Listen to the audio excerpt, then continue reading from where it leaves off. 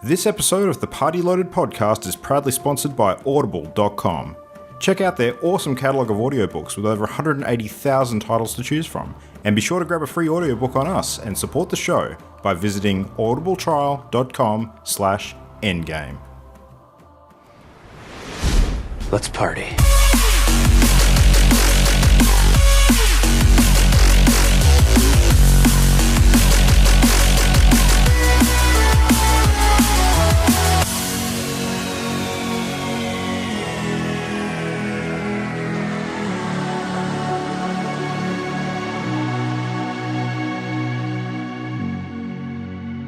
Hey everybody, welcome to the Party Loaded podcast. It is episode 175 for Wednesday, the 1st of May, 2019. My name is Luke Retallick. Welcome to the show.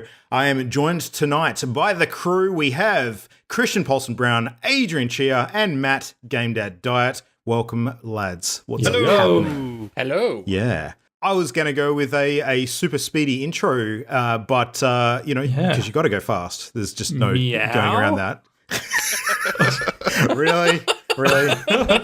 All right, we should just get into this immediately then. So, I have to ask all three of you, what kind of music do you think is appropriate for a game about a video game character that likes to go fast? Clearly, like, if you had to pick, if you had to pick a track that matched that, what would you pick? Obviously, Gangster's Paradise. How could you?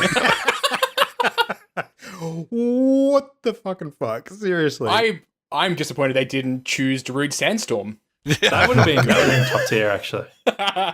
Interesting. Yeah, I don't know. It's all right. Well, I mean, we'll kick off now. We're here to chat about video games and everything that is great about them, and we are going to talk about something that maybe wasn't so great this week. In a week full of lots of big movie things, Avengers Endgame's just come out, absolutely smashing box offices, and now we're looking ahead to the Sonic movie. I can't think of anything that's more night and day, personally, but I don't know. I can't wait to see that little crack rat on screen. It's so... I'm actually looking forward to it. It's just like such a train wreck, like so awful. I can't like, I was like cracking up at how terrible it was when I was watching the trailer, because it's just like, if you challenge somebody to make the worst Sonic movie that they could think of, this is like worse than that. It's so bad. Yeah. Oh, it's amazing. It does make me wonder. I've got questions about the timeline in the film because of the two sort of shots of Kerry as Dr. Robotnik or Dr. Eggman that they show. So there's the sort of, mustache twirling sort of sinister villain, and then you've got the shot that's clearly made him out to look like Eggman in the games, like with the really frizzed out mustache and the bald sort of skull cap on and that kind of thing. But it looked like there'd been a bit of a time jump involved. So I hope what we're looking at is not like an after credit scene designed to set up the SCU or something like that. I wouldn't be surprised at all. You can see in the background of that shot, there's like giant like mushrooms. It looks like they're in like a fantasy environment, like from Sonic. So and there's portals shown in the trailer as well. Like Sonic seems to use the rings as portals. So I can totally imagine that they'll travel to like Sonic's world at some point, and that could easily be like a lead into a sequel. It's probably that sort of black trench coat outfit that Jim Carrey is wearing is his like Earth disguise. And then when he goes back to Sonic Land where the mushrooms live, he's probably back into his Eggman form, I imagine. Yeah. So your theory is he's wearing a wig and waxing his moustache or something like that. Is that what you're thinking? I think it's probably in disguise, or maybe when he comes into that world, he looks different or something. I don't know. They have said it's an origin story for Eggman, they've said. Yeah. So I can see he needs one of those. Of course. We've always wondered what's the origin of Eggman. Well, so the funny thing is that it actually makes sense given how the movie looks, because I've had a friend explain to me who's apparently a massive fanboy of Sonic lore. Oh, God. But Robotnik used to be called Kintoba, and so yes, just the Robotnik backwards. Basically, he goes insane and gets into like a vat that has rotten eggs in it, and that's what makes him Eggman. What? But where did this lore come from? Apparently from like the comics or something. This is deep lore. Yeah. Luke, don't mess with it, man. But yeah, it actually makes sense in the way the movie's presented, because I have no doubt that Jim Carrey will start off looking all nice and everything, And then by the end of the movie, like, he'll just have been driven insane by Sonic and will look like he does, you know, in the actual games. Jim Carrey is the perfect person for this role, not because he's good in it, but because of how no one gives a flying fuck about Jim Carrey anymore. That's why he's perfect for this movie. Like, it does make me ask, like, who do you think this movie is aimed at? Like, massive hardcore Sonic fans? No, children. Or people that fucking hate Sonic and just want to see it explode? No. As soon as I started watching the trailer, I just like Christian, couldn't believe what I was looking at. I was like flabbergasted with how terrible it is. Yeah. But then I was reminded that they made a movie called Monster Truck, where the truck was a monster, and that looked terrible, and kids probably fucking loved it. So it's got to be that this movie is not for anyone but children. I can't imagine any grown even person kids can watching appreciate it. like the visual design of characters and how awful this Sonic looks. Surely, like the Mario Brothers movie when I was a kid, I didn't like. I knew that was messed up and not right. Yeah, I think that might be the same thing with Sonic here. It's fair. Sonic, he just looks too human and weird. He's like a freaky, like, lab experiment. He doesn't look like a character. He looks like an abomination. He looks like a bad taxidermy. He looks. Yes, he does. He looks like bad. He looks like bad fan art to me. He looks like terrible fan art brought to life. Is what I think he looks like. Yeah. The tweet that I saw going around that I love was basically like the person that this movie is for is the children that were raised on the YouTube algorithm. Right. Oh, yeah. It does really strike me as a movie that looks like it was designed in a boardroom. It really does. So, Matt, you're saying we can expect the Spider-Man, Elsa, and Sonic YouTube videos? Exactly. Yeah. That's exactly it. All right. Well, let's rinse our mouths and our eyes and everything of all things Sonic. Cleanse it with fire. Holy shit. My boy's going to want to go to that, and I don't know what to tell him. You're going to have to go with him. That's what's going to happen. No. Anyway, so let's chat about some actual video games. So what's going on? Matt, let's kick off with you tonight. What have you been playing this week? What's on the board? Well, I got back into Spider-Man, and I started the Silver Lining DLC, and I did a little bit of it, but I'm not going to talk too much about it, other than to complain about the fight with Silver Sable right at the start. Mm-hmm. Because, oh my god, that's real bullshit. I'm just trying to remember what happens. So she's not that hard to fight. The problem with her is that they actually gave her a bunch of immune frames, so you can't hit her, but she can hit you. So if she's like winding up an attack and you manage to punch her before she lands her hit, she's immune to your hits. Oh, that's right. Yeah. It feels awful. Like, she's a horrible boss to fight. She basically negates all of your abilities, in terms of like your web abilities and everything like that, so you can't use them. And she has an attack that she performs where if you start comboing her, she basically intercepts your combo and punches you, and you take a bunch of damage for it and everything. So you literally have to hit her like 3 times, jump back, and then wait a second, and then hit her again another 3 times, jump back, and just repeat it like that. It was the most awful fight in this game. Like, there's some fights in this game I disliked, but this one was just bad. So after that and playing for a little bit, I was just finding myself getting a little bit bored. So I put that down. And probably what I spent a good chunk of my time this past week actually playing was Pillars of Eternity. Ooh. So that's the top-down RPG by Obsidian. It's actually my second attempt at playing that. The first time I played it, like, I found it's very crunchy. Like, it's old school in terms of its visuals and such, like very, very old school. But also gameplay-wise, it's very crunchy. Like, you got to pay a lot of attention to your stats and the abilities your characters are using and everything like that. Like, you compare it to some other more modern top-down RPGs, and it's much more in-depth, and it hasn't got the sort of, here's a nice menu that you can draw abilities from and everything, and, freeze time to make some cool stuff happen and all that. It's very old, very, very old school. Like, I think the market for it is literally the people that grew up playing, like, the original Neverwinter Nights on PC. Yeah. They will be the people that will enjoy Pillars of Eternity. That's me! Yeah, so it even then, like, even compared to the original Neverwinter Nights, it's way more crunchy than that. It's the best way I can kind of describe it. The difficulty fluctuates a lot based on what class you play. So my first playthrough, which I picked up and tried to continue it, I was playing a monk, and I had gotten to a point where I was just getting completely destroyed by these enemies. I just couldn't get past them, and it was just becoming a frustration. So I restarted the game with a rogue and tried it again, and just completely like got to the same point my monk had gotten to in half the time and got past it. So just dramatically easier depending on which class that you end up playing. And even then, I'm not playing my rogue with everything that I should be. Like I end up doing a lot of, I don't really want to stealth all the way across this map until I bump into an enemy, so I'm just going to run out there and see what happens.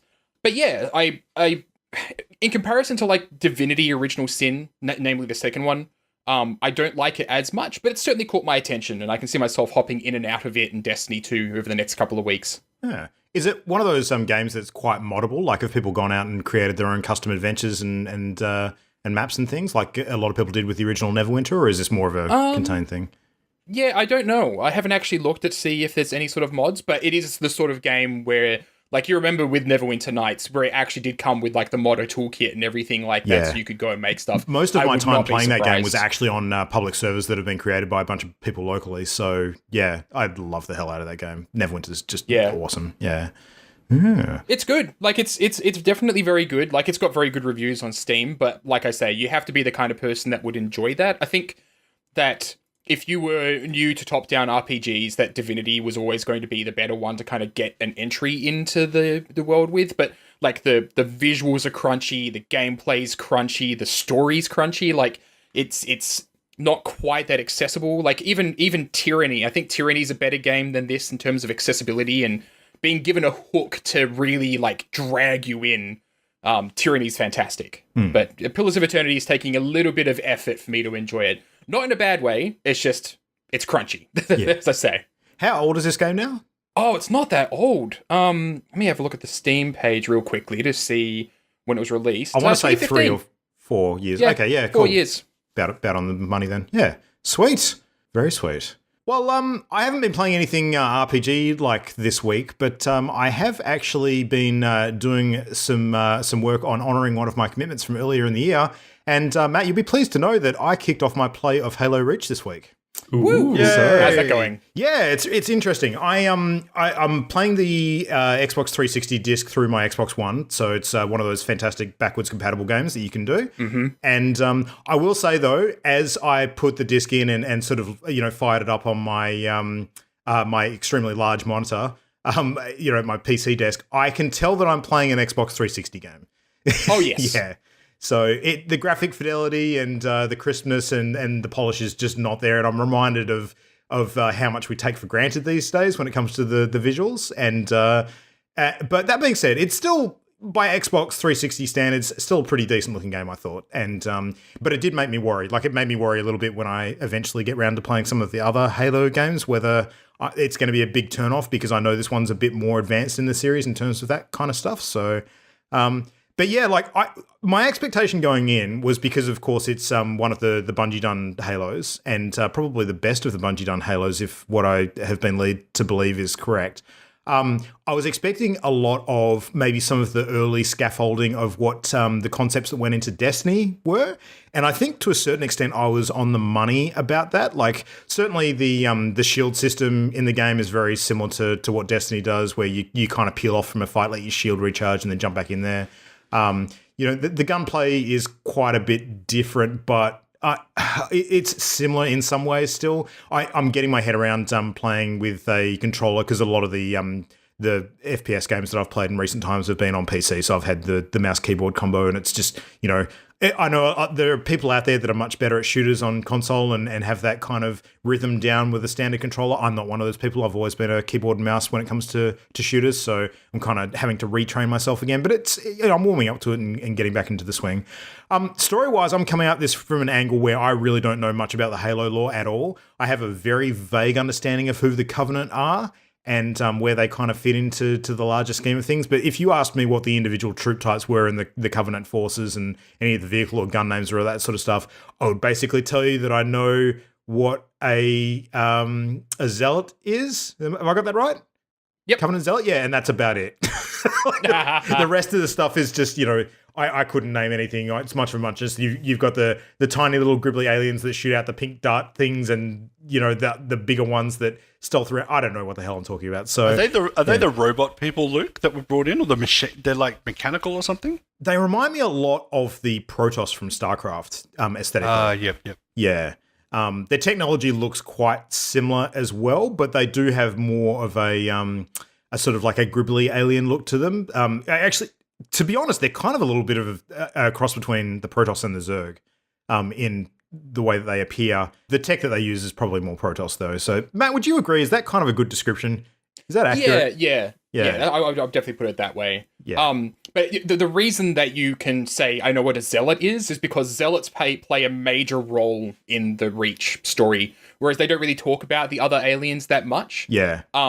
Reach is definitely, it's interesting because it's one of those games where it's like you gain a lot more respect for some of the plot twists and such that happen in when you have more experience with the other elements of the story from playing the other games. But chronologically, like you're going to see a whole bunch of stuff that you don't need to understand because Reach does a really good job of kind of laying out this is what happens.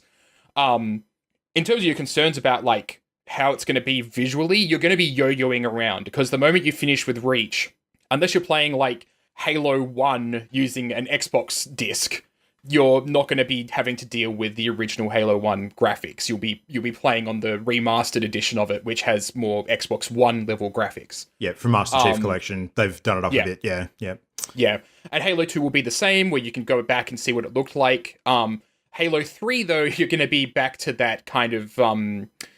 3 is interesting because I feel like Reach is a lot more gritty, and so the fact that it's still Xbox 360 architecture and graphics kind of makes it stand out a bit more, whereas Halo 3 is a bit more cartoony almost. It's not quite got that rough grittiness to it, but you're still going to be like, wow, this game looks horrible for an Xbox One. Yeah. So, I kind of knew a little bit what to expect because obviously I've seen a bit of Halo footage in things like Rooster Teeth's Red versus Blue series. And they've used a lot of those, that game engine to create the machinima style footage that they've done for that series. So, I kind of had a bit of an idea, but I wasn't sure which game specifically they'd pulled that stuff from and, what exact one I was going to be looking at. But I mean, Reach is fine. Like I don't think it's a downside. It's more just reminding me, how far we've come since those times. Yeah. But it's not unplayable by any stretch.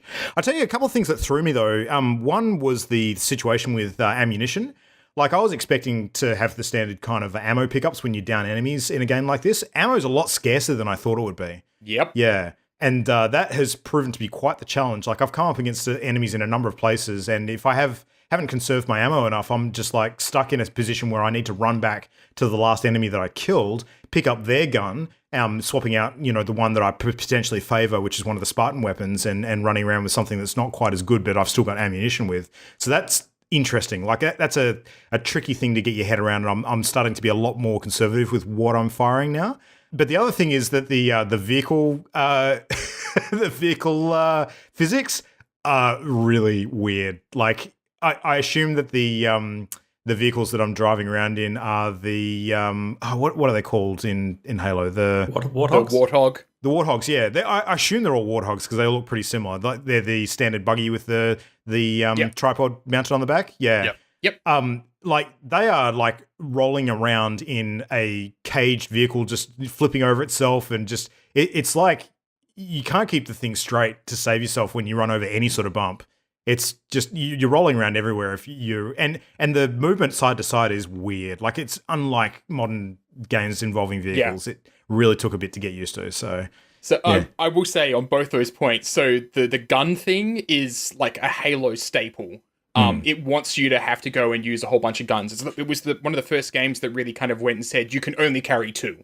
Yeah, and so you're going to have to pick and choose what you carry. But not only that, it made sense narratively. Like in Reach, like you're put in situations constantly where the whole narrative of Reach is just this soldier that's spread too thin. Like you're having to constantly just scavenge weapons and everything in this war.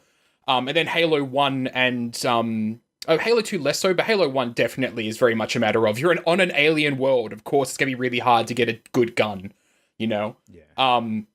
But the Warthog is interesting because I love driving the Warthog, and that thing is just made to fishtail. Yeah. Like, and it's very much a acquired skill through playing the game and everything. But when I remember playing multiplayer matches of Halo Reach and having a gunner on that thing, and the fact that it fishtails all over the place is fantastic because it means you can just swing your ass out and the enemies. Yeah, exactly. Yeah. Like you sideswipe them. It was always fun. And you're also giving your gunner a really good shot at them. So yeah, it's basically made to do that. I love it.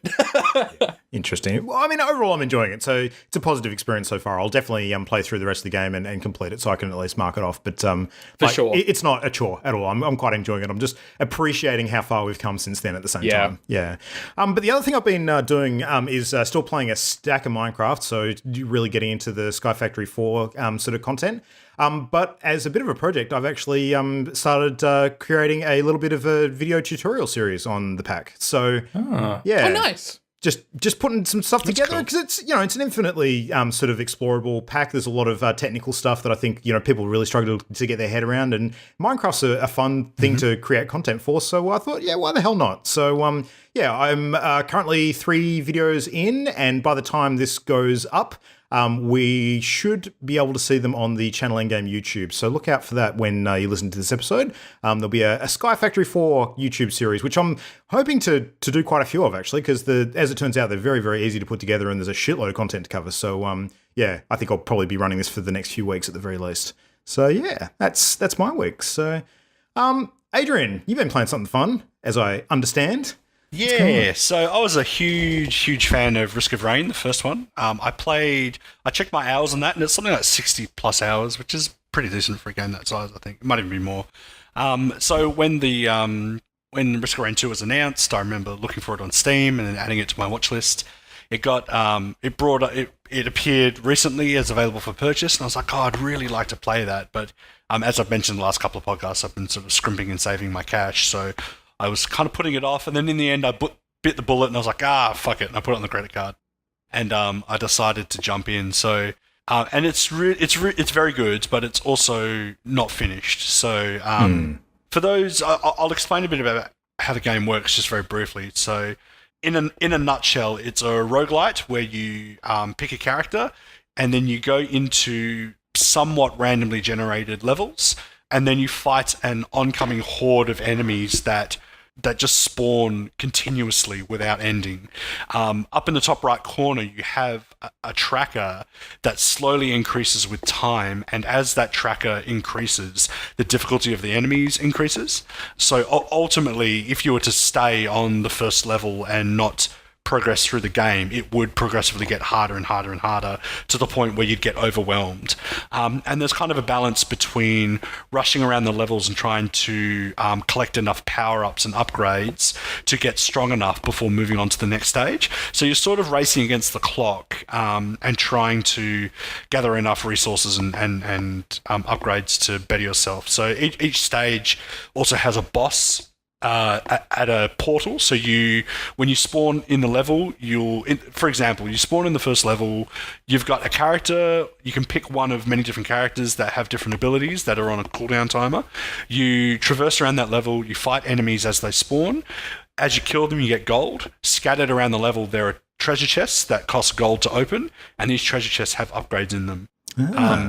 Once you've got enough upgrades, you then head to the portal, which is somewhere on the map, that you activate. Once you activate that portal, the boss then spawns for that level.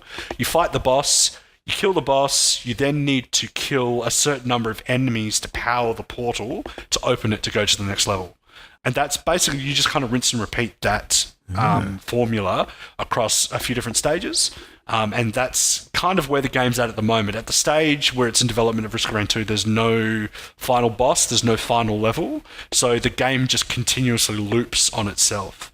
And at the moment, you only play through 4 stages until it loops back, and you do that sort of endlessly. And when it loops back on itself, the difficulty continues to ramp up until it eventually caps out. I think there's about 10 levels of difficulty, and once you hit the top tier, it will then just continuously spawn death all around you.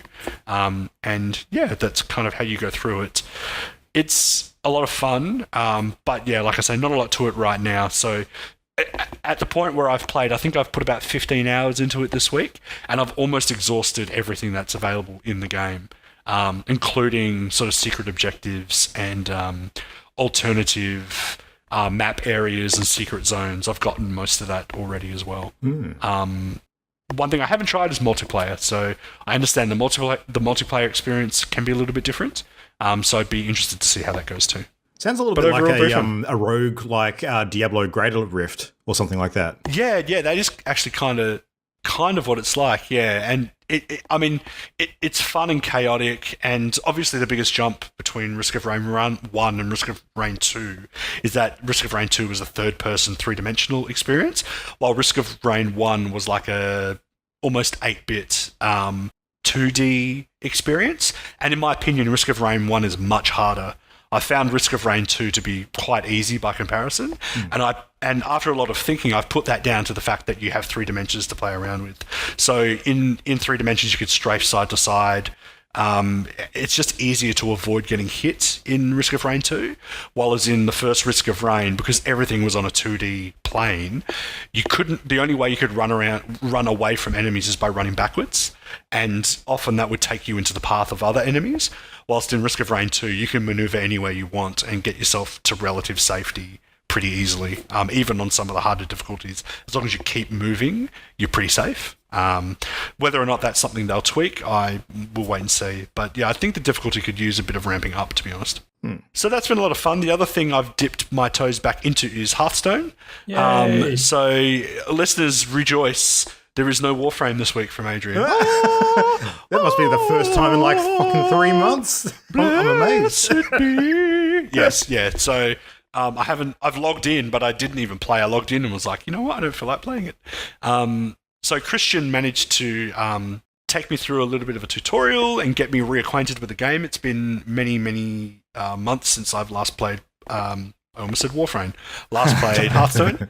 And there's some cool new features which helped me get back into it. I didn't realize that you can Control-C a list of certain websites and it will automatically build the deck for you in the game. And then you just need to craft the cards. Fortunately for me, I have enough of the in-game currency to craft like entire competitive decks. So that's been really good as well, because I haven't had to spend any real-world money, which has been really good. So listeners, keep your ears out. We'll probably be streaming Christian and I together sometime in the future. And I'm enjoying it. It's good. I certainly feel like a novice again.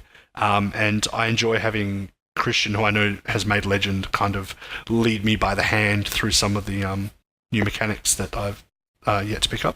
And when we stream in future, they'll still be like super beginner friendly.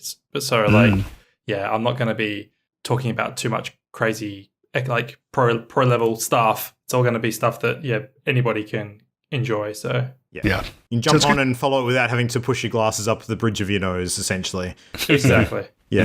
No, it's fun. Like Adrian, I'll just let you know, I have actually seen you on my friends list as online the last couple of times that I've hopped on to play Hearthstone, and you've logged off just before I have been able to challenge you to a friend game to earn some extra gold, because I've got one of those quests at the moment. So next time you see me pop on, hang around and I'll set that up so we can actually give you some free gold.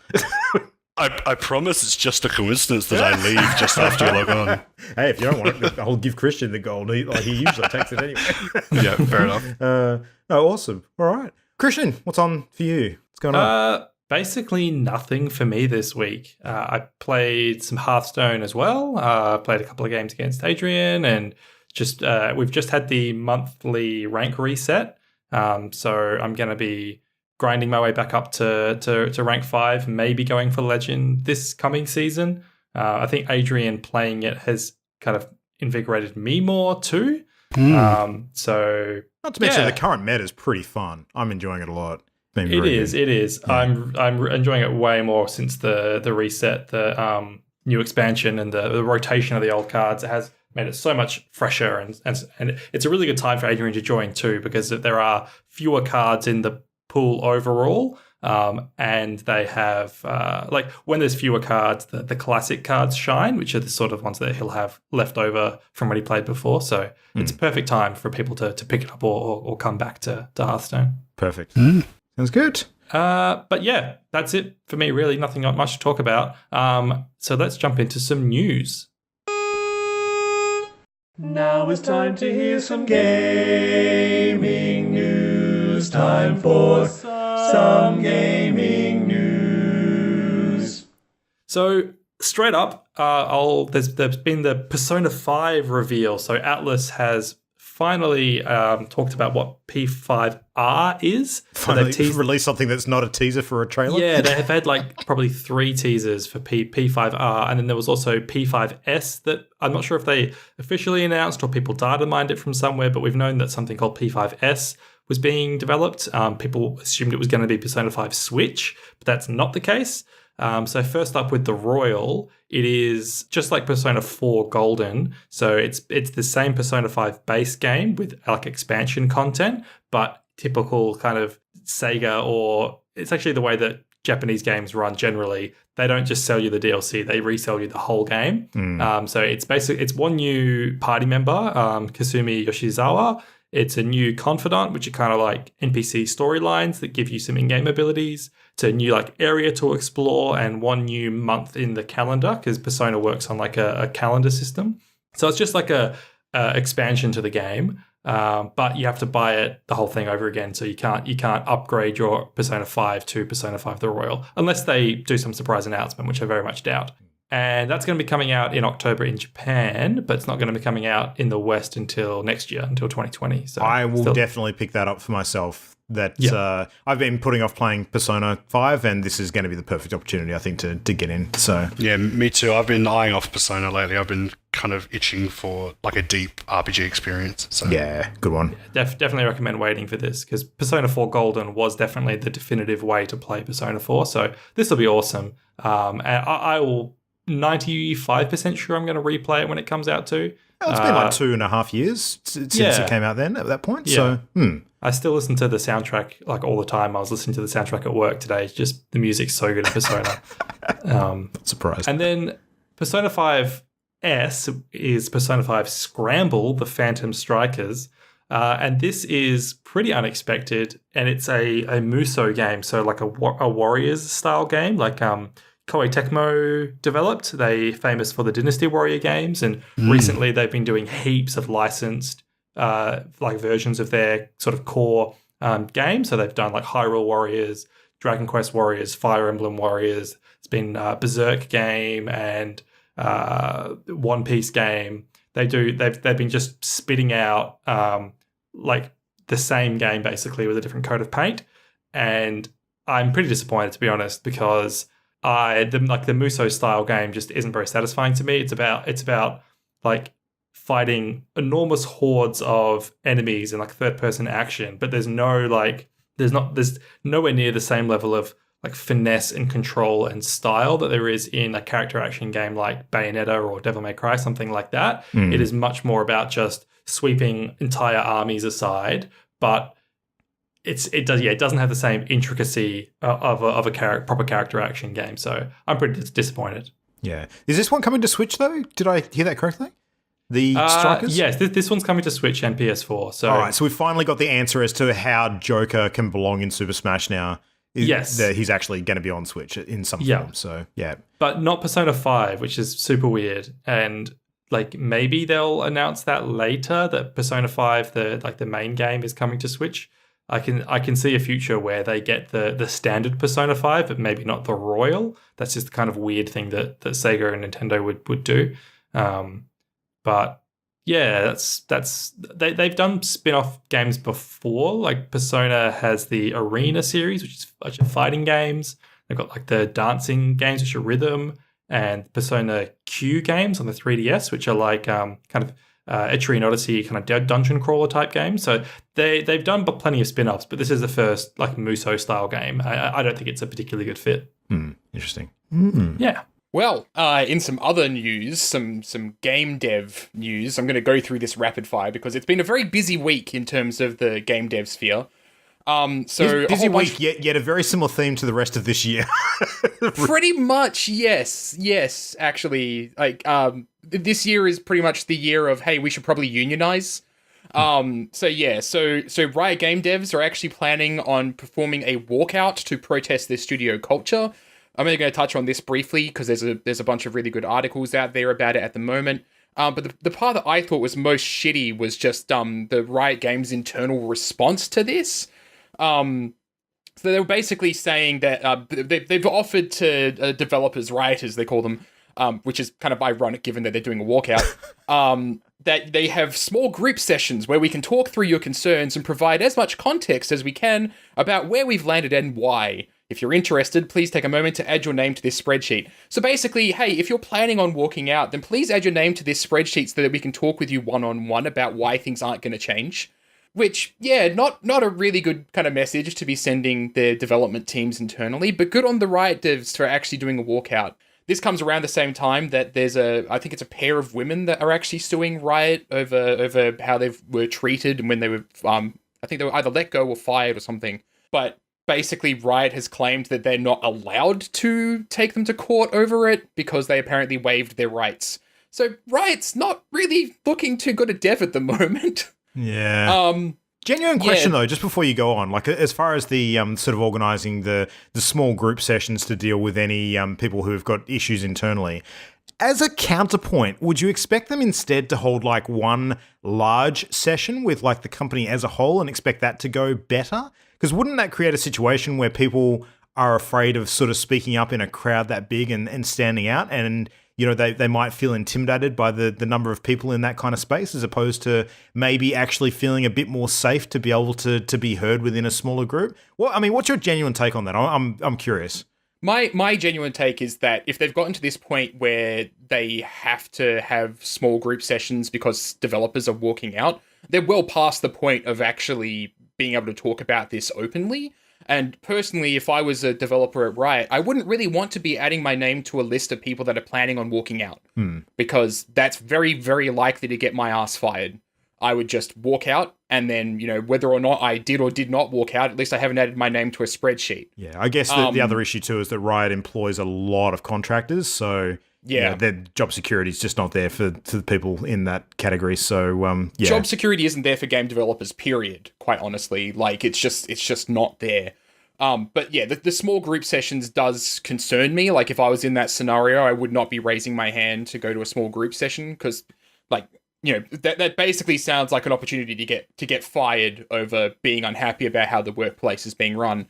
And the way they've even worded it is basically that, you know, the way we've landed here, like the whole reason that people are walking out is because of the studio culture. And that sounds more like, let us tell you a whole bunch of excuses as to why it is this way than let us start doing something about your concerns. And if they're doing a walkout, game dev walkouts do not happen often. Yeah. There's clearly a lot of problems inside of Riot. Such as the COO being put on forced leave because he couldn't stop walking around and farting on employees. Like, so, yeah. But like, shit like that, clearly there's a lot of issues there that should have been dealt with before the walkout happened. And honestly, the way you deal with that is by getting as many people in a room together at the same time to basically say, these are the problems, we're aware of them, and these are how we're going to fix it. Not by breaking up people into small groups where they can basically be singled out for disagreeing with upper management about how things are run. Certainly right now, it would be difficult to get a large group together. Like, yeah, it's basically one of those situations where it's a complex and difficult situation.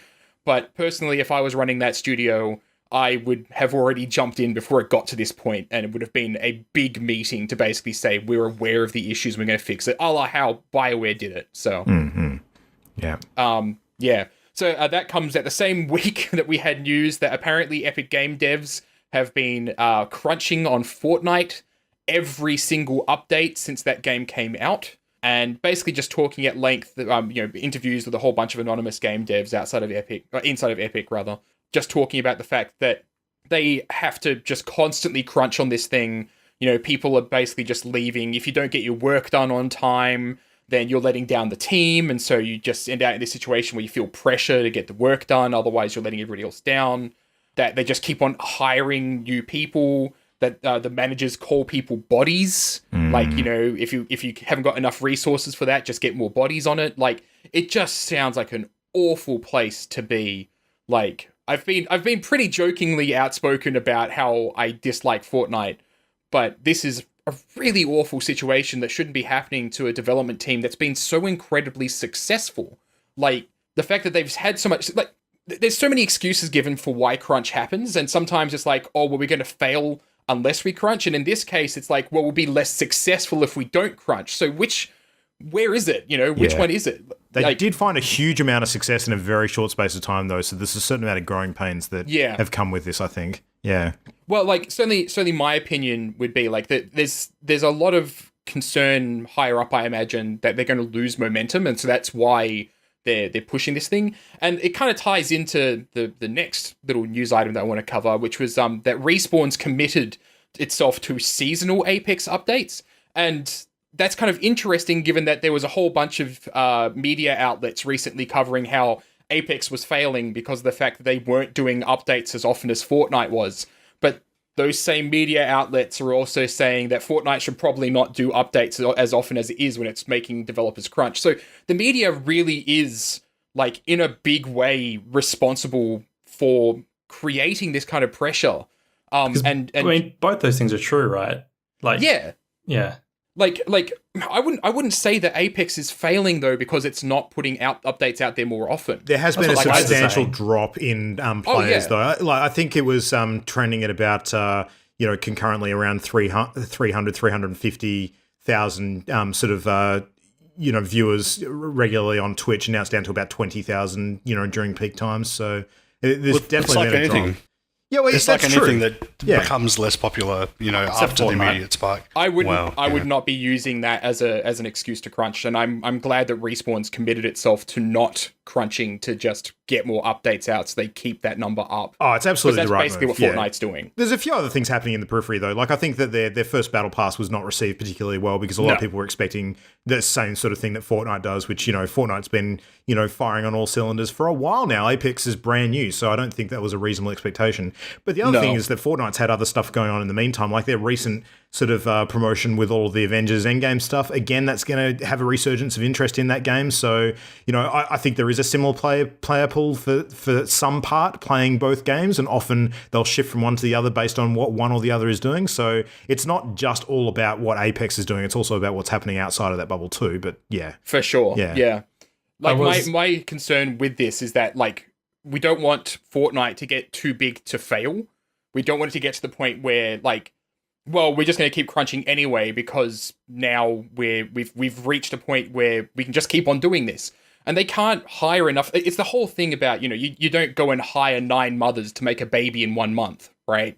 Like, there is a limit to how many people you can hire to get a task done quicker. Like, can you do that? No. That's such a great analogy. I'm going to use that at some point. It's an analogy we use all the time in game development. Like, there is a limit to how many people you can hire to make something faster, to get content out quicker. There will just be, like, you will always only have a single developer able to create a 3D mesh. You can't have 5 people working on the same model at the same time, like, unless it's a really complicated one. So, yeah, there's a whole bunch of issues there with how they might be handling that, but I have no doubt that it's just, like, they've probably planned out 6 months ahead the content they want to release, and to make sure that it's quality, they want to have it done months ahead of time, and so they're just constantly crunching to get that shit done, basically. Yeah. Well, Matt, if we've learned anything this week, it's that you've got to go fast in this industry. God. I wanted to quickly say I was disappointed to see in the Respawn announcements that they have pushed their development of any Titanfall games back. They've said that they are keeping everybody working on Apex who isn't working on Star Wars, and that they didn't say they're cancelling, but they said that they've basically shelved their 2 Titanfall projects because of Apex. So a bit disappointed in that, but I understand why they're doing it. So. I wouldn't worry too much, Christian, because if Titanfall does die, there's a pretty good chance that it'll respawn. Oh my god, I hate this show tonight. just tonight. All right, well, let's move on to something a little different then. Blizzard. They're another company that, has been in the spotlight for some of the wrong reasons recently, but this is probably a good one. So we've finally got some information about what's coming next for Overwatch, and it seems that this is going to be one of the first sort of big updates that's not sort of just new hero or new map related. They're going to be releasing something really soon, which is a new feature called Overwatch Workshop. And basically what it is it's a set of designer tools that you can actually use to create different game modes. So now they have, Jeff Kaplan came out in a video and sort of explained a little bit about how this was going to work. And he did mention that it's not going to have the same sorts of tools that you might see in something like Dreams, where you can import sort of imagery and stuff, to make your own levels from scratch or that kind of thing. It's going to be using existing sort of map setups and game assets and that sort of thing. But you'll have a lot of control at a designer kind of level with tweaking with a lot of the settings and sort of different values and things within the game. And he did actually go on to say that a lot of the stuff that they're going to be putting into the Overwatch Workshop mode is very similar to what the devs use on their side when it comes to testing stuff in game. So it's kind of like you've got this competitive sort of game creator feature at the moment where you can sort of take some of the core sort of maps and styles of play and kind of set up your own games. But this is going to be taking that several steps further, where you can actually start to muck around with individual character weaponry and damage values and armor make values. Porn. What's that? Sorry. Wait, make porn. Make porn.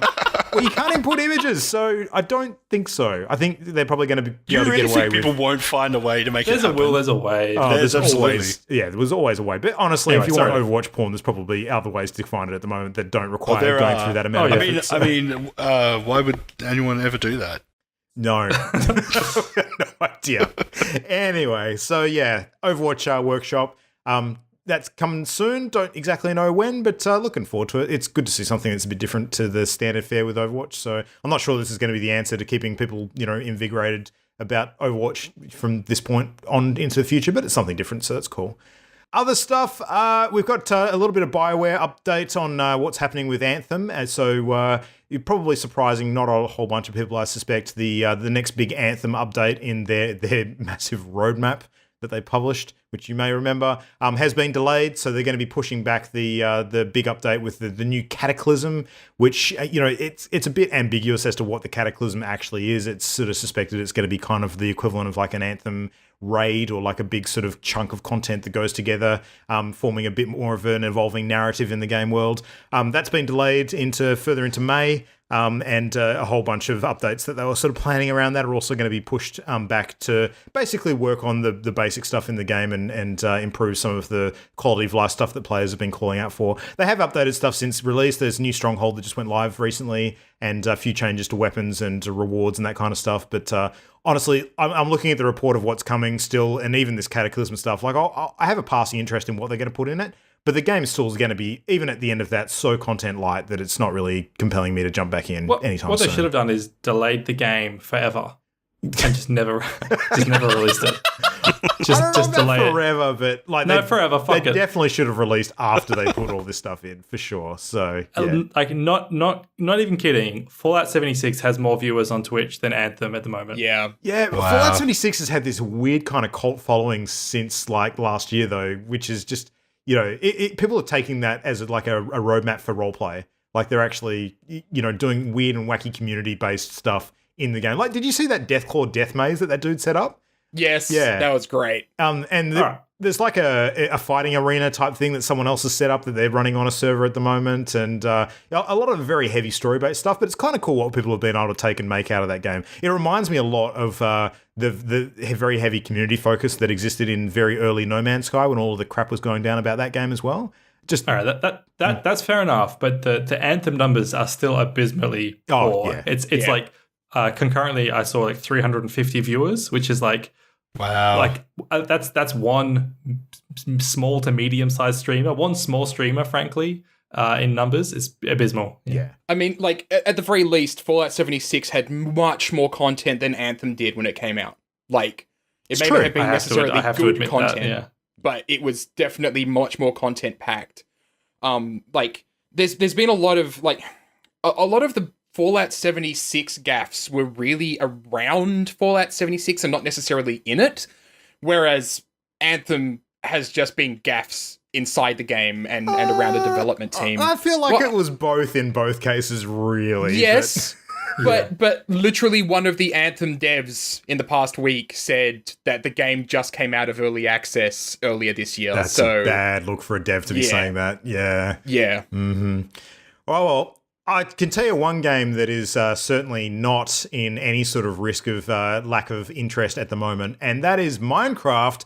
And I just wanted to give a bit of a fun sort of kind of like a feel-good, feel-bad story just to cap off the news section tonight. There was a report going around earlier in the week about a streamer by the name of Filzer who has actually been playing Minecraft in the hardcore mode, successfully one sort of saved game on the hardcore mode for the last 5 years. Now, the way Minecraft's hardcore mode works is that basically you start a Minecraft game in survival mode. The enemy sort of stats are ramped up a little bit, so all of the mobs are a bit tougher, have higher armor, do more damage, that kind of stuff. But it's also a mode where if you die, that's it. Your game world gets deleted. You can only access it in spectator mode, otherwise you can't log into it again. It's done. So it's basically like a roguelike way to play Minecraft survival. So this guy has been playing the same hardcore game for the last 5 years, and he just, as of a few days ago, finally died. And he actually, for everybody who sort of keeps track of this sort of thing, seems to agree that he holds the current record for longest running hardcore game globally ever. But the way he went down is pretty tragic. He actually got killed, of all things, by a spider in the game. So, now, I hopped on and actually watched the clip to see what happened, and it wasn't quite as simple as that. He'd actually been exploring underground and got into a situation where one of those little baby zombies, you know, those little fucking short, really quick fuckers. Fully armored baby zombie as well. Yeah, exactly. Like baby zombie spawned fully armored, had an enchanted breastplate as well, I believe. And he got a bit cocky and decided to sort of jump down and deal with this thing in hand to hand. His sword had the flaming effect on it, so when he started hitting this thing, he caught on fire, and then it caught him on fire. And he took a bunch of damage, and he managed to get out of danger and run away from it, and then just got sniped by this spider, which took off his last heart. So it's absolutely tragic to go out like that. But, I mean, you got to give the guy props. That's a huge run. That is a massive run. And some of the stuff that he created in this hardcore world from a creative standpoint are absolutely epic. So, yeah. As fellow gamers, you just have to, like, totally respect that run. Like, yeah.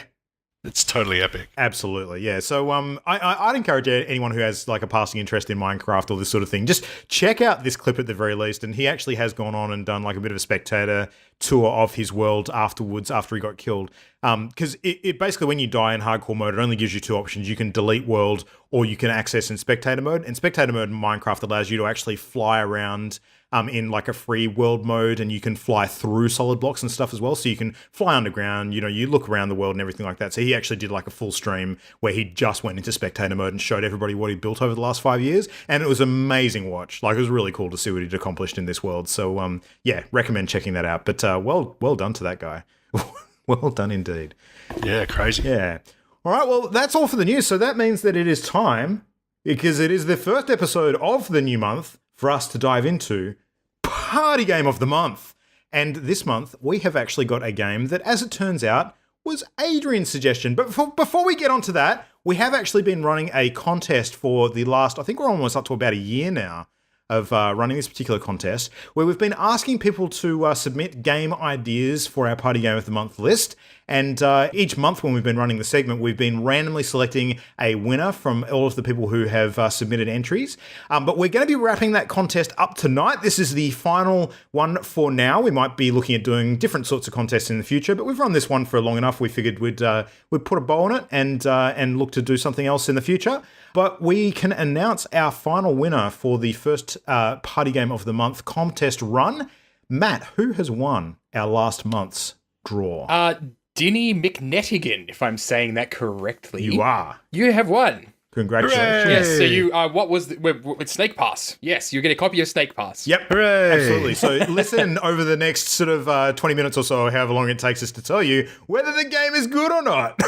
So, no, I think Dinny will enjoy this one. We actually have met Dinny in person at PAX Australia the last couple of years in a row. And yeah, I know he listens to the show regularly. So congratulations. Good to see him come out and get the win. So, Adrian, I think it's only right to throw to you to sort of do the intro for this one, given that this was your suggestion on the list to begin with. So kick us off. What the heck is Snake Pass, and what's it all about? Yeah, so I first came across Snake Pass, I think back when it was announced at some sort of games convention. I won't say E3 because that's the only one that I know about, but that's stupid because not every game is announced there. I saw an interview with the developers talking about this game that they were going to be releasing soon, and it looked really interesting. And I liked the idea because it sort of was less conventional when it came to sort of video games. So the idea of Snake, it's developed by Suma Digital, produced by Curve Digital, and the idea of Snake Pass, I think Matt described it really well previously, where if anyone's familiar with QWOP, it's like QWOP but with a snake, which doesn't help if you don't know what QWOP is. So what QWOP is where you control a moving person or an object by manipulating each of their limbs.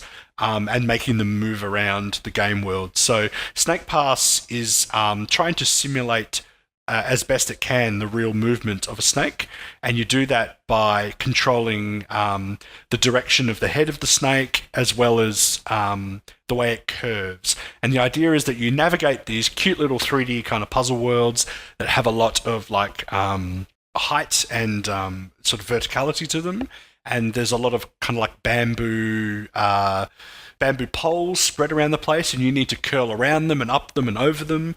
And the idea is that you navigate these zones and collect items to progress through to the next level. So that was the idea, and that's sort of what it looked like when I thought that it might make a good game for us to review. So I particularly enjoyed it. There's a few things about the game that I think could use a bit more polishing and that might need a little bit improving, but it might be good just to get people's general idea on how they felt about the game. So what did you guys think about it? I'm actually curious what everyone played it on first. Guy played it on PC. What did everyone else play it on? Played on Switch. Yeah, Switch. Cool. Yeah.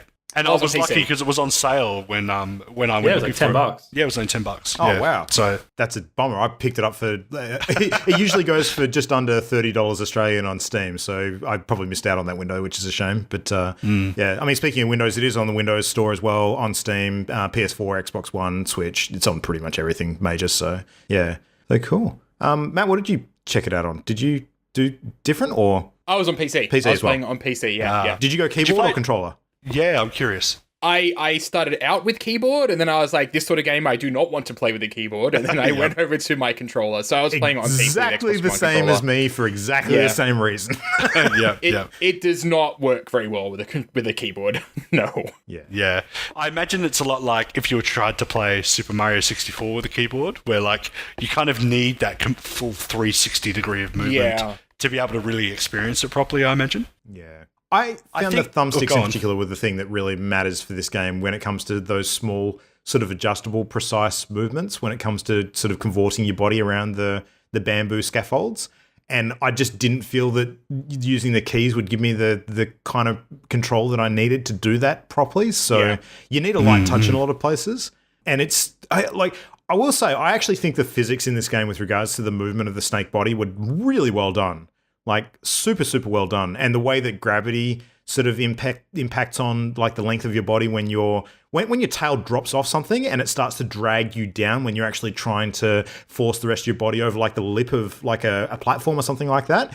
It works exactly how I think it should work. So it works by evoking me going, no. Exactly. Yeah. The snake like emotes as well. I felt a lot of sympathy for him when you go off the edge. I'm like, yeah, he screams, the poor little guy. He does scream. Did you catch both of the names of the characters? You had Noodle and Doodle. I didn't pick up Doodle, but I saw Noodle. Yeah, so Noodle's the snake and Doodle's the little hummingbird that follows you around. So Did you guys see that one of the hints is you can use the D-pad to change his expression? You can make him like sad and angry or like disappointed. You can change his like facial features. Yeah, because your focus is totally split enough to be able to do that as well as all the other things. Holy shit. Yeah. I think it's worth pointing out that the mechanics, like some of the intricacies of the mechanics are quite interesting where it takes a little bit of getting used to, but once you start to kind of get into a rhythm, you start to become to navigate sort of more easily. And there are areas which you would think, oh, there's no way I'm going to be able to get up there. And then once you start to fiddle around a bit, it kind of becomes clear. And one thing I really like is I actually have a pet snake, and not that this is, a direct one-to-one comparison, but I feel like it really captures the way they move quite well, especially with the way you lift the snake's head up and then reach out, sort of with the back end of your body perched on a platform trying to reach a new one. I feel like I've seen my snake do that all the time and then fall on its face and land in the water bowl. So I feel like that's a pretty accurate description of what they actually do. The one thing I don't like about the way it maneuvers is that I was trying it this afternoon, and for some reason, there's no way for you to completely ascend a vertical pole without a horizontal pole. And I was trying to work out, because I know snakes can do that, and for some reason you just slide back. You continue to slide back down. I disagree. I've been able to do that. Like a completely vertical pole without any horizontal poles. I'm pretty Maybe sure I have I a tall have, yeah. Maybe I haven't found a vertical pole tall enough to try that. It feels like I'm always reached for something. My read on how it works is that it's based on surface contact. So as long as you hug that pole tight and you use the grip coil control, exactly. You can force yourself up it as long as you keep that coil going. It's the second that you lift off it, that's when you really start to lose your grip to it and slide straight down. So I'll have to go back. I'll have to go back and try, but I'm very keen to come back next week and yell at you and say you were wrong. Well, momentum's a factor as well, Adrian, because again, snakes, they're like hedgehogs. You gotta go fast. So oh my god. Anyway, I'm sure snakes probably eat hedgehogs, but probably I mean, let's touch on the art style, because obviously we talked about last week how it was. We thought it was kind of rarish in its presentation. Definitely. It's completely charming, I find. So as soon as you log in, it's got the bright, beautiful colours and the beautiful sort of art style of the characters. So what did you guys feel in that regard? I love the art style. It definitely very rare-like. It made me, because I just the other week started playing ukulele, I mentioned, and it captures rare charm better than ukulele did. I feel like I don't know. It's really, really charming, and the music's really nice too. It's not like rare music. I actually thought it was closer to like Donkey Kong music or even Crash Bandicoot. Yeah, I'd agree with that. Yeah, but I really like the music, and just like today, I was playing it, and then it was like dinner time, and I just paused the game, and then I ate dinner at my dining table, and just had like the music playing in the background, and it was really quite nice. It was almost it's like relaxing music. So big fan of the art and the music. The only criticism I would make with regards to the sort of game aesthetics, and particularly the color palette, is that I don't think that once you get into the later games, there's about 15 levels, I think, all up. It was very sort of samey after you'd gone a certain way in. Like, it was very much the lush sort of green jungle and bamboo kind of look, and the rocks look pretty much the same, the water look pretty much the same. Like, the architecture, like some of the things change up a little bit. Like, you get further in and there's spike pits and lava, and there's a few different things, but it was very samey. I would have liked for them to change the biome style, I guess, a bit more radically, and have like some different colored levels, like where they completely change the color of the foliage, or maybe have some ice levels where everything's like definitely different colored. Agree with that. I tend to agree. Like a snow level where you're like slipping on ice would have been really cool. Because then they can change the mechanics along with it as well. So no, I agree. I think obviously it was probably made on a budget, and probably being a relatively small studio, they were. And I'm not 100% sure on this, but I have a feeling it was originally a Game Jam game as well. Oh. That they then expanded the idea on. So perhaps they were working with a limited kind of budget and a limited kind of design to begin with. But yeah, I think it's really cute. And touching on what Christian was saying about the music and the design, it kind of plays to the overall theme of the game, which I really like, is that it's just to chill. Like, there's no... I mean, well, in saying that, it is kind of stressful when you're trying to reach sort of hidden collectibles and you're falling off the world. But I feel like the vibe of the game is just to encourage like exploration and fun and sort of puzzle solving. And I like that it's not a game that pushes you to be constantly killing enemies and being ultra violent. There's like an innocence and charm to it that I really like. And I think that's probably what drew me to it in the first place. Now, funny aside, one of the things that me as a person makes me angry more than almost anything else is when someone tells me to stop being angry when I'm not actually angry. So that often really pisses me off. And this game actually effectively does exactly that by putting me in a situation where I'm doing something challenging. I'm starting to get a little bit frustrated, but not too much. I'm sort of managing the tilts, effectively. And then you've got this calming, soothing music in the background, all this lovely, lush scenery. It's like the game's just saying, everything's fine. You don't need to get angry. Just chill out. And the more you hear that and the more you sort of, start to fail, you're thinking to yourself, fuck you, game.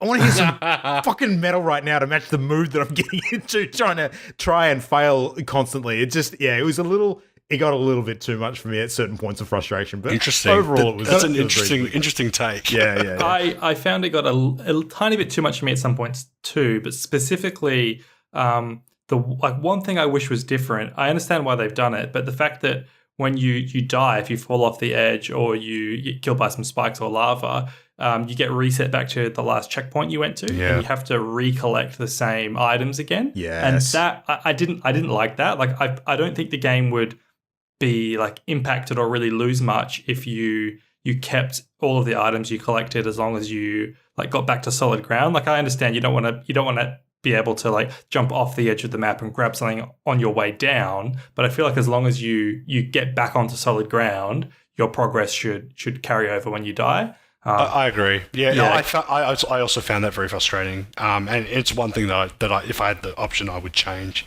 Especially the first time it happened, where I went and collected a whole bunch of stuff before finally dying, and then had to go back and almost do the entire level all over again. That was really bad. You can double back to the checkpoints and use them again, but I agree. There's just not enough of them.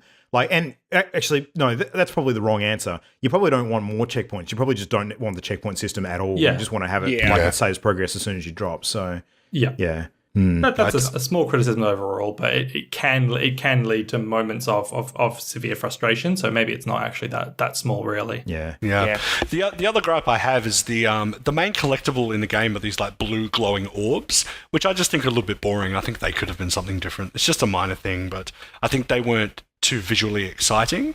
And I think I got maybe to the third world, I think, and by that point, I was getting kind of tired of collecting the same things over and over again. Me too.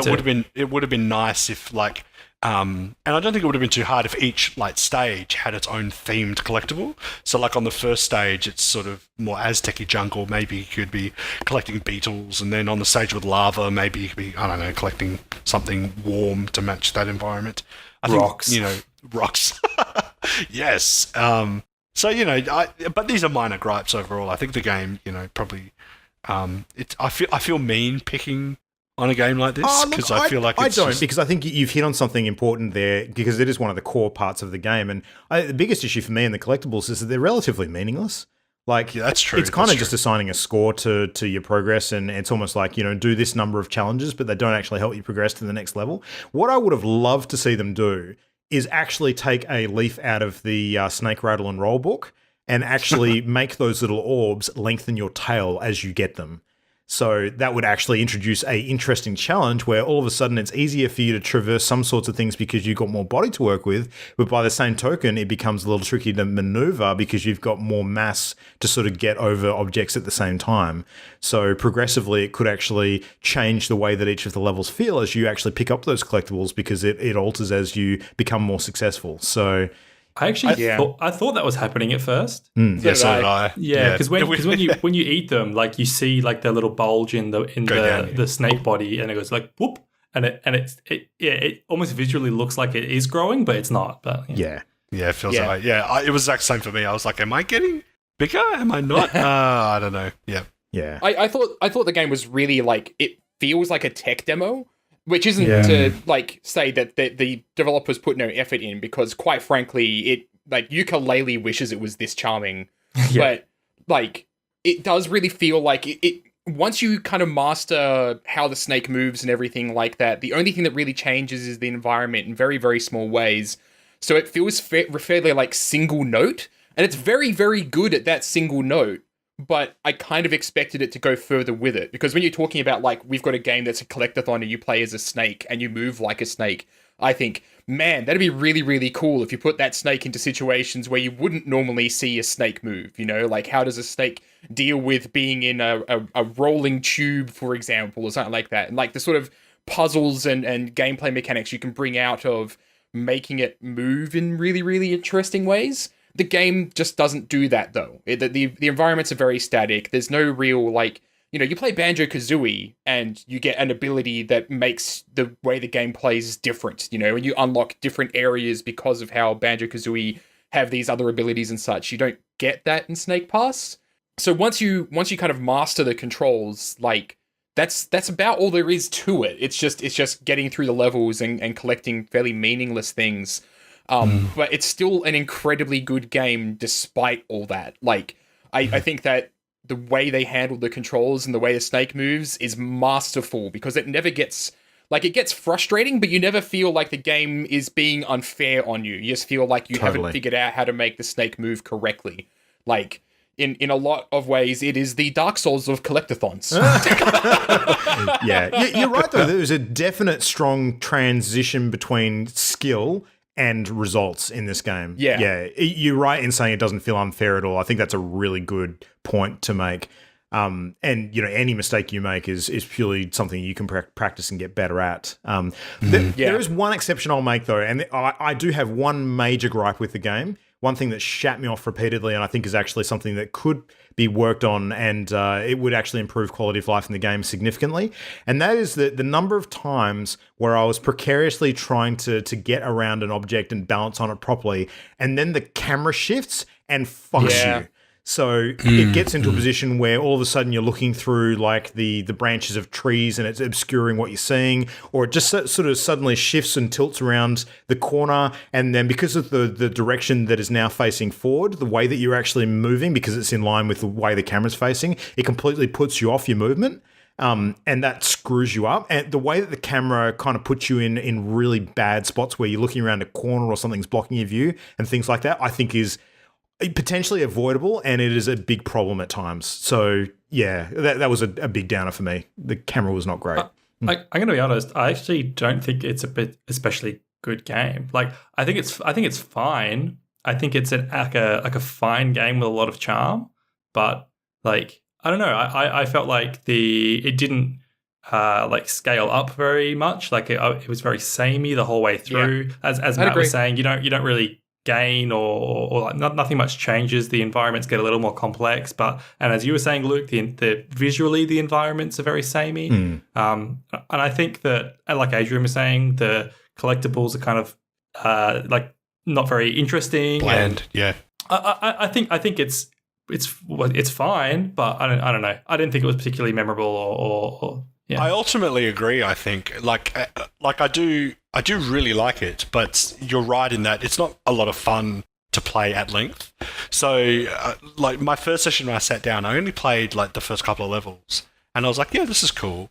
And then the second time I sat down, I was like, oh, it's still the same. Yeah, that was exactly what happened with me. Yeah. And so I managed to push through and get more of it done, but. You're right. Apart from adding, switches and levers and a couple of other mechanics, there's no, like, normally in a game like this where you start to master the main point, like in Dark Souls, as you get better, you start getting better rewards. But in Snake Pass, as you get better, the rewards stay the same. Yeah. So there's no increasing payoff through the game, which makes me think maybe it's meant to be either, like Matt said, like a fancy tech demo or like a meditative kind of experience. I can't imagine what else you'd get out of it. So sadly, I don't think I'll go back and finish it, even though I did enjoy the little bit of time I spent with it. It's such a shame too, because given how solid the core physics mechanic in the game is, like with the actual movement of the snake itself, it's so much wasted potential. Like they could have done so much more with it. It's a really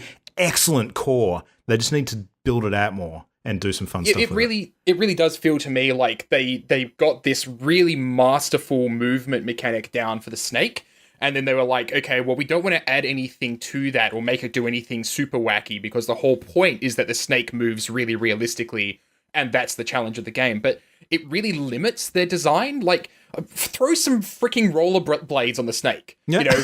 Do something completely wacky and just how does the snake move when we attach wheels to it, right? Like, okay, that's really funny. Let's put that in the game. Like, it just feels like it's a single note game, and it does that single note really well, but you can't go and do a stage play with it, right? You know what I was really hoping?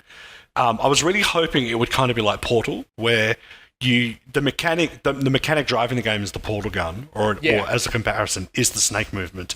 But then there'd be a really good puzzle game built around it. Yes. There'd be like some really smart, fun puzzles where once you've mastered the movement, you get a real sense of satisfaction for achieving them.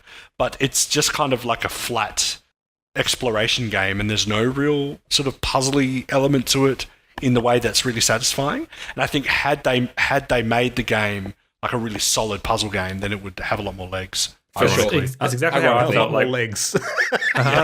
Love it. With the puzzle aspect of the game, I was thinking as I was playing it, like, my problem here isn't figuring out the puzzle. It's actually like the dexterity of completing the task. And I prefer puzzle games where I have to think about what to do and then get like that sense of accomplishment from figuring it out. Like I wasn't figuring anything out really. I was kind of just trying to master the movement, but that isn't as satisfying.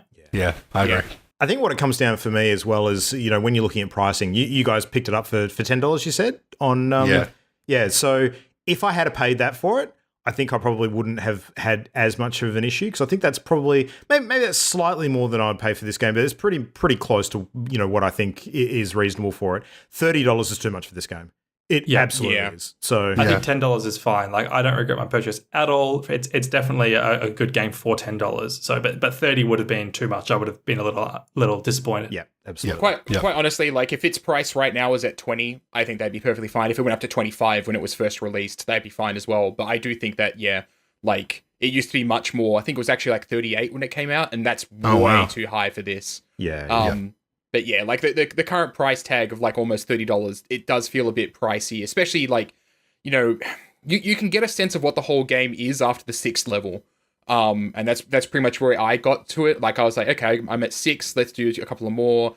Okay, this is exactly the same. I know exactly what I'm going to write about this thing now. And I just, like, I wasn't getting the impression that I was going to see anything new or different. That's really unfortunate. You know what would have made it for me, and this is just one little random thought, was like, I thought there was going to be a boss at the end of the first world. And I was like, ooh, boss, that sounds cool. Like a cool Banjo-Kazooie, like looking like thing with big eyes and, a funny name. And you have to like slither across the map and activate switches to kill it. Maybe you don't fight it, but you have to defeat it by doing a puzzle by boss. Interacting with the world. Yeah, that would have been that. I was really hoping that there would be something like that. But unfortunately not. Yeah. I would have even liked a time trial style challenge. Like, we actually have to complete a task. You do unlock that. Oh, do you? Yeah, okay, interesting. Yeah. You do unlock. I can't remember how it happens, but yeah, you unlock time challenges. I don't think it's a time trial. It's just like, how fast can you complete the level and get all the collectibles? I guess what I was meaning is more something that you actually have to do something at a certain speed to pass to begin with. Like, maybe part of the level sort of catches on fire and you have to traverse across it before the flame catches up with you. That's a good idea. So what I would love to see this do, like, there's a lot of potential in this game. Like, have any of you played Human Fall Flat? Yes, love Human Fall Flat. Yeah. Imagine this with like a Human Fall Flat kind of structure. And Human Fall Flat just recently allowed modding and that sort of thing, and workshop items, and you can go make your own custom maps and such in it. That would work so well for this. Like, Snake Pass multiplayer would be freaking great, just seeing your friends all flailing around as snakes. Oh, competing with each other. Absolutely. Yeah. There's so much potential in the core mechanic they have of how that snake moves that it does really feel like a waste. They don't do much more with it. Yeah, absolutely.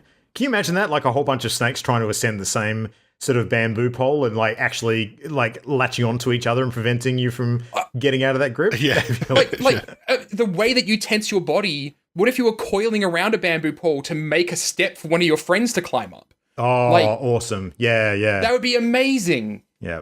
So much potential. You could like bite each other's tails and make your combined length, and then you could swing off the other guy. Yeah. Like, there's so much potential in the way the snake moves that, like, I can't call it a bad game because it is masterful at what it does, but it doesn't do anything more to make it a good game.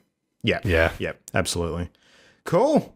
All right. Well, I guess is that final thoughts from all of us? I think we probably summed that up pretty well. Yeah.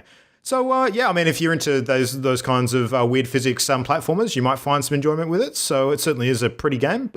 But I guess try and find it at the right price if you're going to jump in is maybe the advice that we'd give. So, cool. All right. Well, we do still have to select a game for next month. So we do have the list, which we have of fantastic game submissions from our audience and a few from ourselves on there as well.